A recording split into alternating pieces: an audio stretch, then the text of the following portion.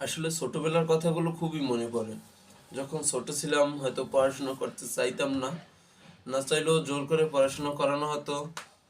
আহ, এক পর্যায়ে পড়াশোনা যখন শিখে গেলাম বা উম, পড়তে হবে, চাকরি বাকরি করতে হবে, বন্ধু বান্ধব তারা চাকরি বাকরি করবে বা অনেকে আমাদের মেয়ে বন্ধু যারা ছিল তারা উম, তারা চাকরিওয়ালা জামাই বিয়ে করছে।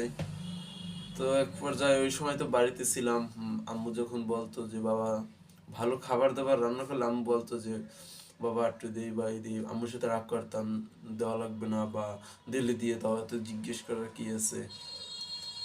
তো দেখা যায় যে এখন আমি ব্যাচেলার থাকি, পড়াশোনা করার জন্য দূরে থাকতে হয়। আম- মা কিছু চাইলেও দিতে পারে না বা মার কাছে কিছু চাইতেও পারি না, একা একা রান্না করে খেতে হয় বা একদিন রান্না করলে 2 দিন খেতে হয়। আসলে এটাই পরিস্থিতির শিকার। আহ, পরিস্থিতির শিকার হলেও কিছু করার নেই, কিছু পেতে হলে কিছু দিতে হয়।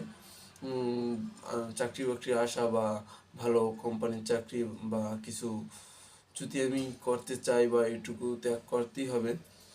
সকলে এগুলো উম, ত্যাগ করে চলবেন বা ভালো কিছু করবেন, পড়াশোনা করবেন, ভালো চাকরি বাকরি করবেন ইনশাল্লাহ। সকলের প্রতি দোয়া রইল, সকলে আমার প্রতি দোয়া করবেন।